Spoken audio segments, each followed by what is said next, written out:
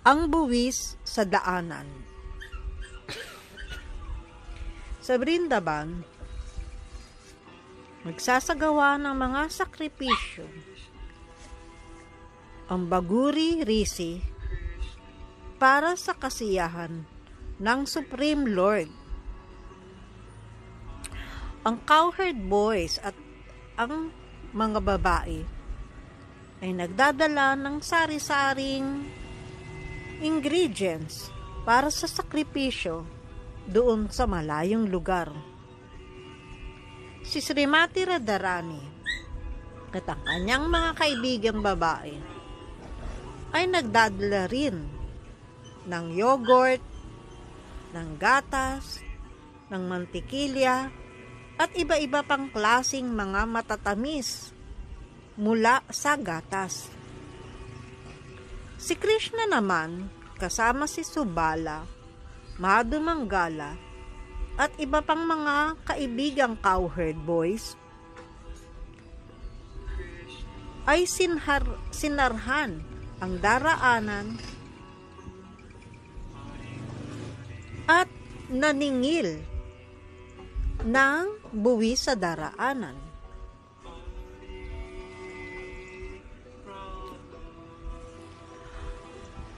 Ang mga lalaking cowherd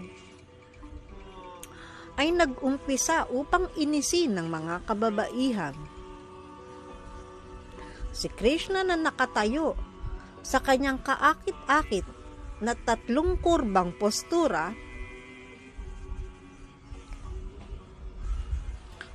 ay mapang-asar na sinabi, "Anong inyong daladala?" Ang sagot naman ng mga babae,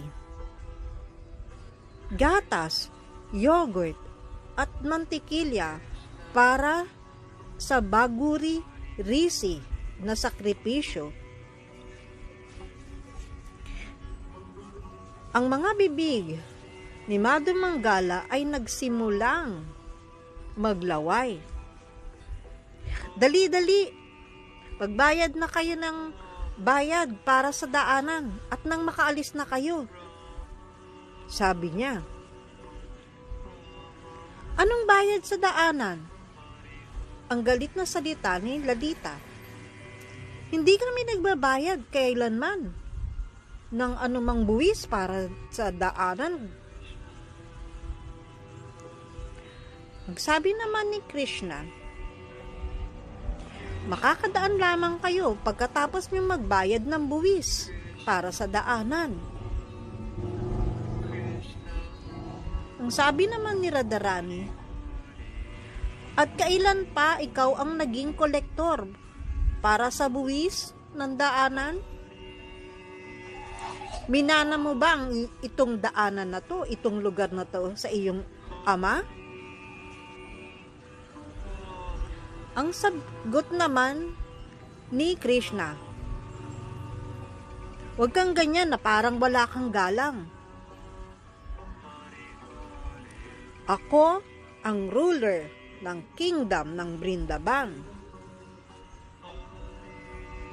Ang sabi naman ni Radharani, "Paanong nangyari yun?"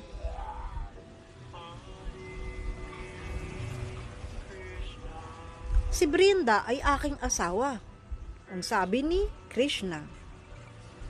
Ang mga pag-aari ng asawang babae ay pag-aari na rin ng kanyang asawa na lalaki.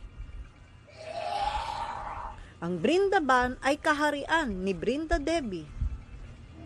Kanya nagkaganon, ito ay aking kaharian din. Talaga lang ha, sabi ni Lalita. Di namin narinig ang ganyan. Halika, tanungin natin si Brinda ngayon din. At tumingin siya kay Brinda. Brinda, ito ba ay iyong asawa?